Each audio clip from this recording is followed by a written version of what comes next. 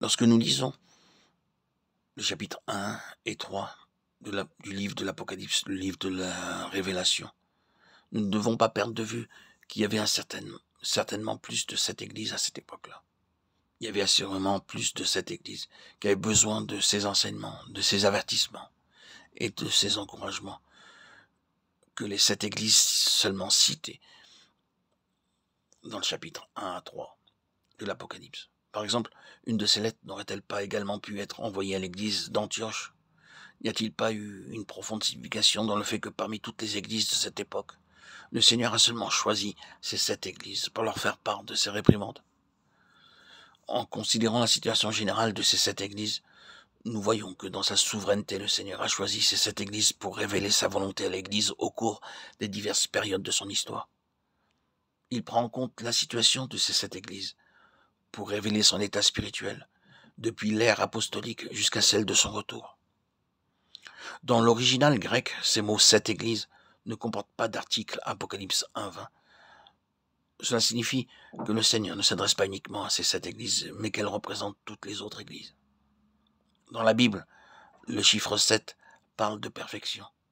Ces 7 églises ont donc un caractère représentatif. Toutes les lettres ont en commun cette même déclaration, que celui qui a des oreilles entende ce que l'Esprit dit aux églises. Cela montre très clairement que ces lettres sont aussi destinées aux saints qui, au cours de l'histoire de l'Église, ont des oreilles pour entendre la parole du Seigneur.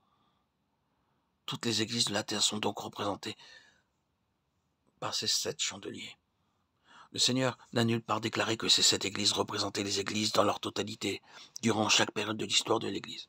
C'est probablement pour nous amener à être toujours vigilants, puisque nous ne savons pas à quelle heure il reviendra. Marc 13:35.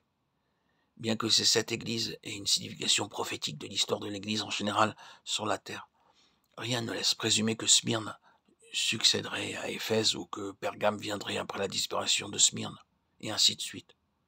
Compte tenu de l'état général que nous voyons dans l'histoire de l'Église, la première période de son histoire comporte une ressemblance avec les conditions qui prévalaient dans l'Église d'Éphèse. La seconde période avec celle de l'Église de Smyrne.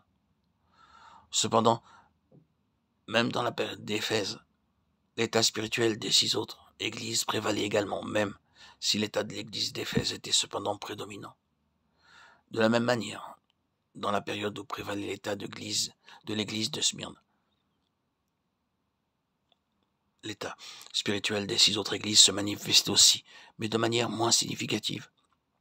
Ainsi donc, dans chaque période de l'histoire de l'église, l'état spirituel représenté par ces 7 églises est manifeste.